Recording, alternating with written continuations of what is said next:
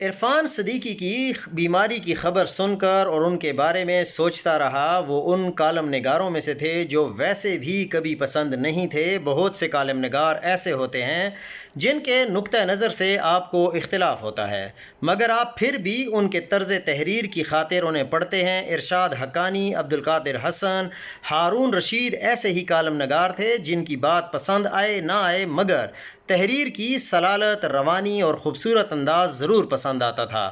عرفان صدیقی کا انداز مجھے ہمیشہ تصنع، بناوٹ اور آمد کی بجائے آورد کا نمونہ لگتا تھا۔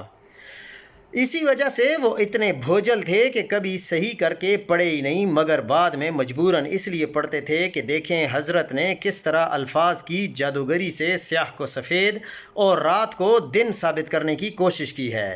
عرفان صدیقی ہاؤس آف شریفز کے ابتدائی کاسہ لیسوں میں نمایاں ہی نہیں سر فہرست تھے۔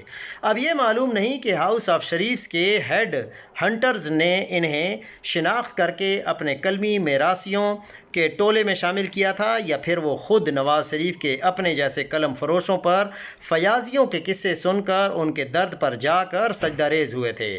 مگر جو کچھ بھی تھا، ان کی پارٹنرشپ بہت طویل عرصے تک بہت خوب چلی۔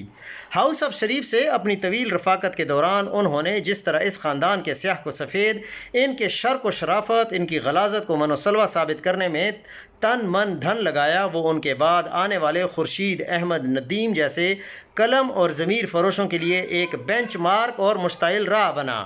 آئین کے بلاత్కాر کو جمہوری جدوجہد، ذاتی مفاد کی خاطر ملکی وسائل کی لوٹ مار کو قومی مفاد اور جمہوری نظام کی پشت میں چھرا گھونپ کر آمروں کے ہاتھ مضبوط کرنے کو آئین کی سربلندی، جس خوش اسلوبی، فنکاری اور ڈٹائی سے انہوں نے قرار دیا، وہ بعد میں آصف محمود، طلعت حسین اور حسن ایوب جیسوں کے لیے ٹیکسٹ بک قرار پایا۔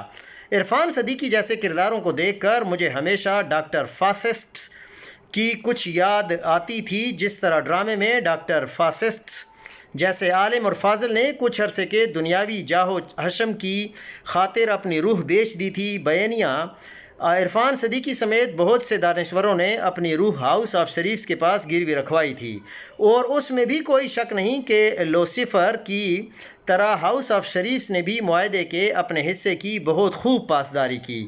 اب عرفان صدیقی اپنے آئین اور قانون کے خون کی روشنائی سے بھرے قلم سمیت خدا کے حضور پیش ہو چکے ہیں یا ہونے والے ہوں گے۔ دعا ہے کہ خدا ان کا معاملہ ڈاکٹر فاسسٹس جیسوں کے ساتھ ہی کرے۔